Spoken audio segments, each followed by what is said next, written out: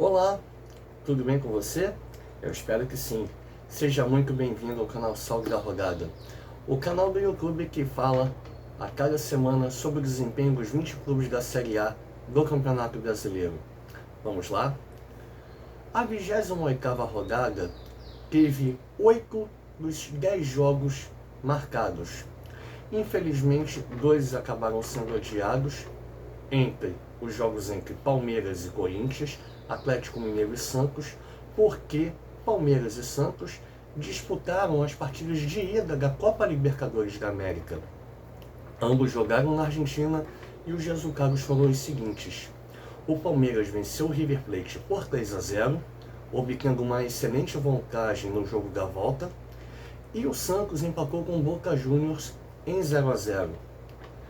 Ambos jogarão na semana que vem, o Palmeiras na terça-feira e o Santos na quarta-feira. Portanto, as partidas desses dois clubes na 28ª rodada foram remarcadas.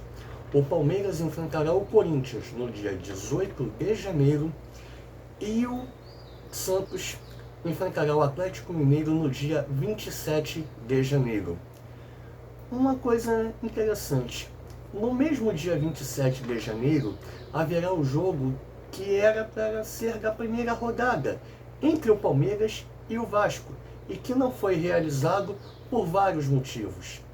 Pelo desempenho do Palmeiras na Copa do Brasil, na Copa Libertadores, pela ausência de datas, e principalmente ele não foi realizado na primeira rodada porque tanto o Palmeiras quanto o Corinthians no dia anterior estavam disputando a final do Campeonato Paulista, que o Palmeiras se sagrou campeão, vencendo o Corinthians na cobrança de pênalti.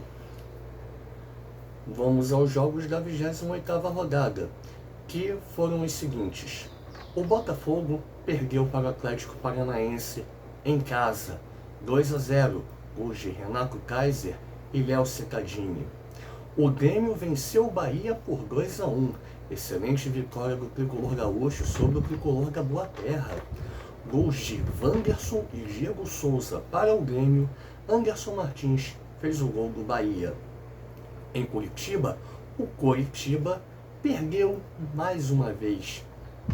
O vencedor foi o Goiás. A vitória foi por 2-1, com gols de Fábio Sanches e Rafael Moura para a equipe esmeraldina. Robson fez o gol da equipe paranaense. Teve também um duelo entre equipes do Nordeste, mais precisamente o rubro-negro pernambucano, o Sport, e o Leão do Pici, o Fortaleza. O resultado foi de 1-0 para os mandantes, gol de Thiago Neves. Tivemos também, na quarta-feira, a vitória do Fluminense de virada sobre o Flamengo, por 2-1. O gol do Flamengo foi marcado pelo uruguaio Arrascaeta, e os gols do Fluminense foram marcados pelo zagueiro Lucas Claro e por Iago Felipe no último minuto do jogo. Tivemos também, em Bragança Paulista, a surpreendente vitória do Red Bull Bragantino sobre o líder São Paulo. O resultado foi de 4-2. Claudinho, Raul, Fabrício Bruno e Arthur fizeram os gols do Massa Bruta, enquanto Tietê e Gonçalo Carneiro diminuíram para o tricolor paulista. Na quinta-feira, tivemos os seguintes jogos: Atlético Goianiense e Vasco empataram sem gols, 0-0. Enquanto que em Fortaleza, no Castelão, o Ceará recebeu o Internacional e não se deu muito bem.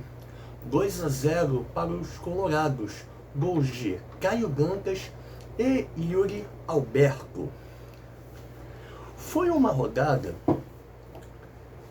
que nós tivemos 5 equipes que não balançaram as redes, sendo que 2 não perderam, que foram Atlético Goianiense e Vasco, que acabaram jogando entre si. Existe uma curiosidade. Duas equipes alvinegras, Botafogo e Ceará, receberam equipes do Sul e perderam por 2-0 pelo mesmo placar. Uma coincidência no mínimo inusitada. Outra coincidência também é você ter as duas equipes do Ceará e Fortaleza, perdendo na rodada. Não me recordo da última vez que isso aconteceu de fato, mas é um fato a se pensar. Falando nas equipes do Ceará, o Ceará é uma das poucas equipes que ainda mantém o seu treinador desde o começo do campeonato. Um excelente trabalho realizado pelo senhor Guto Ferreira. As outras equipes são o Grêmio, com Renato Portaluppi, o líder São Paulo, com Fernando Diniz, o vice-líder Atlético Mineiro, com Jorge Sampaoli. Já o Fortaleza, infelizmente, demitiu seu treinador, o senhor Marcelo Chamusca, após a derrota para o Sport por 1-0, não é mais o técnico do Fortaleza. No seu lugar, alguns nomes foram sondados, como por exemplo de Alberto Valentim, entre outros, mas já foi confirmado que o senhor Anderson Moreira é o novo técnico do Leão do Pici. E agora vamos às análises do seu clube de coração. Será que ele merece um parabéns? Um sinal verde? Será que ele merece aquele sinal amarelo do sinal de alerta? Porque ele pode subir, mas pode descer? Ou será que o seu clube está com o sinal vermelho, que significa uma perda total? Vamos lá? No campo do parabéns, de 11 a 15 pontos, nós temos 4 equipes. Temos com 13 pontos o Internacional e o Corinthians, que apesar de não ter jogado na rodada, nos últimos 5 jogos fez uma pontuação muito interessante. Com 11 pontos, nós temos o Grêmio e o Palmeiras. O Palmeiras tem 2 asteriscos, porque ele tem 2 partidas a cumprir. Uma delas contra o próprio Corinthians e a outra é contra o Vasco. Uma coincidência é que Grêmio e Palmeiras jogarão a final da Copa do Brasil nos dias 3 e 10 de fevereiro. Será um jogão, né? Tanto na ida quanto na volta. Vamos ao passo do sinal de alerta. Quem está com o sinal amarelo? Com 10 pontos, nós temos o Goiás, o Flamengo e o Atlético Mineiro. Na ordem da posição da tabela seria Atlético Mineiro, Flamengo e Goiás. Atlético Mineiro e Flamengo tem um jogo a cumprir ainda, tem um asterisco. O Atlético Mineiro jogará, conforme falei anteriormente, no dia 27 contra o Santos. E o Flamengo jogará no dia seguinte, no dia 28, fora de casa, contra o Grêmio. E uma atenção especial para o time do Goiás. É um time que dos últimos 15 pontos ganhou 10, vem fazendo uma excelente campanha de recuperação, e isso com uma solução caseira. Se o Goiás por acaso escapar do rebaixamento nesse campeonato, isso se deve a 2 pessoas. O ex-lateral da própria equipe do Goiás, Augusto César, que hoje é treinador da equipe, e o senhor Glauber Ramos. ambos estão fazendo um excelente trabalho de recuperação na equipe do Centro-Oeste. Com 9 pontos, temos o líder, São Paulo, e o Atlético Paranaense. A diferença entre eles é que ambos tiveram resultados diferentes. O Atlético Paranaense venceu e o São Paulo perdeu de uma forma trágica. Com 7 pontos, temos uma quantidade importante de times. Temos o Fluminense, temos o Ceará, temos o Atlético Goianiense, temos o Red Bull Bragantino e temos o Sport. Aliás, o Sport é uma das equipes que vira e mexe consegue beliscar alguns pontinhos importantes. É um trabalho, no mínimo, interessante do senhor Jair Ventura. Falaremos agora sobre quem está na parte de baixo da tabela e que o sinal vermelho não sai tão cedo dessas equipes. É o grupo da perda total.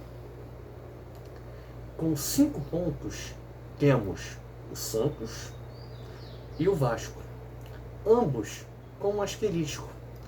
Conforme falei anteriormente, o Santos enfrentará o Atlético Mineiro e o Vasco jogará contra o Palmeiras, o jogo da primeira rodada. Ambas as partidas, por coincidência, serão no mesmo dia, dia 27. Com 3 pontos dos últimos 15 disputados, nós temos o Botafogo do Rio de Janeiro. A situação é muito delicada. O clube está na vice-lanterna do Campeonato Brasileiro com apenas 23 pontos. Uma curiosidade é que o Botafogo hoje, que é o vice-lanterna, ele tem algumas coincidências com o líder São Paulo e algumas curiosidades. A coincidência, por exemplo, é o número 23.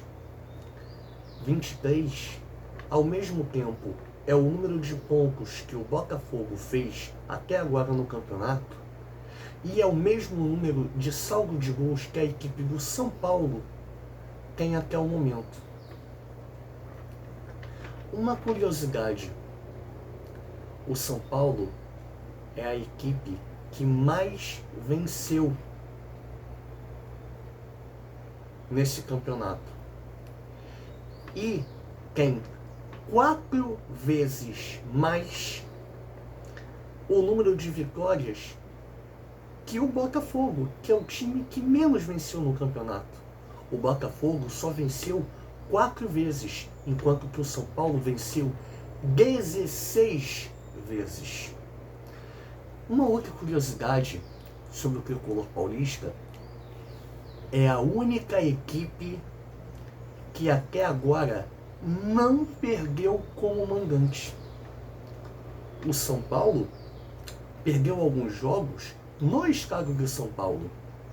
Ontem perdeu para o Red Bull Bragantino e também perdeu para o Corinthians no Clássico, que foi realizado na cidade de São Paulo. Porém, nas 2 partidas, o tricolor paulista jogava como visitante e não como mandante. Com 2 pontos, nós temos o Fortaleza, que vem numa queda livre. Não vem se encontrando depois que o senhor Rogério Ceni saiu do Fortaleza e foi para o Flamengo. Já está no seu 3º técnico no Campeonato Brasileiro. Com apenas 1 ponto, nós temos o Coritiba, que apesar de estar na lanterna do campeonato com apenas 21 pontos, ele tem uma vitória a mais que o Botafogo do Rio de Janeiro. 5 vitórias. Mas a situação é muito delicada e, na partida contra o Goiás, uma curiosidade, promoveu a estreia do técnico paraguaio Gustavo Morínigo, que infelizmente estreou com derrota. E o caso mais delicado de todos é o do Sport Clube Bahia. O tricolor da Boa Terra não fez nenhum ponto dos últimos 15 disputados. A situação do tricolor da Boa Terra é tão delicada que, devido ao empate entre Atlético Goianiense e Vasco, o Vasco saiu da zona de rebaixamento, foi a 29 pontos e deixou lá o Bahia com 28, apesar da equipe baiana ter uma vitória a mais que a equipe carioca, 8-7. O Bahia está numa situação muito delicada, porque não vence há mais de 5 jogos. Só para se ter uma ideia, no mês de dezembro, o Bahia, jogando em casa ou jogando fora, não venceu um jogo sequer. Só para se ter uma noção, são 7 derrotas em sequência. A última vez que o Bahia pontuou foi na 21ª rodada, quando ele venceu fora de casa o Coritiba por 2-1. Uma curiosidade que na rodada anterior, na 20ª, ele jogou em casa e venceu o Botafogo por 1-0. Por coincidência, os últimos 6 pontos do Bahia foram contra concorrentes diretos na briga para fugir da zona do rebaixamento. Diante de tudo isso, eu pergunto a você, hoje, a disputa para não cair está entre o Coritiba, o Goiás, o Botafogo, o Bahia, o Vasco, o Sport Recife, o Fortaleza. Existem outros clubes, só que estão numa situação um pouco melhor, especialmente em número de vitórias. Você acredita que, se o seu clube estiver hoje na zona do rebaixamento, conseguirá escapar? É esperar para ver, não é mesmo? Além disso, existe uma coisa muito curiosa. Nos dias 3 e 10 de fevereiro, teremos os jogos da ida e da volta da Copa do Brasil.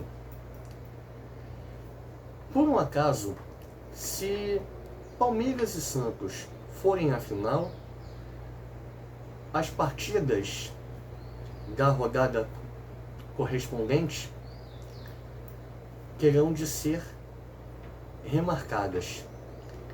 Com uma curiosidade, ambos jogariam no dia 31 de janeiro. E aí eu faço a seguinte pergunta: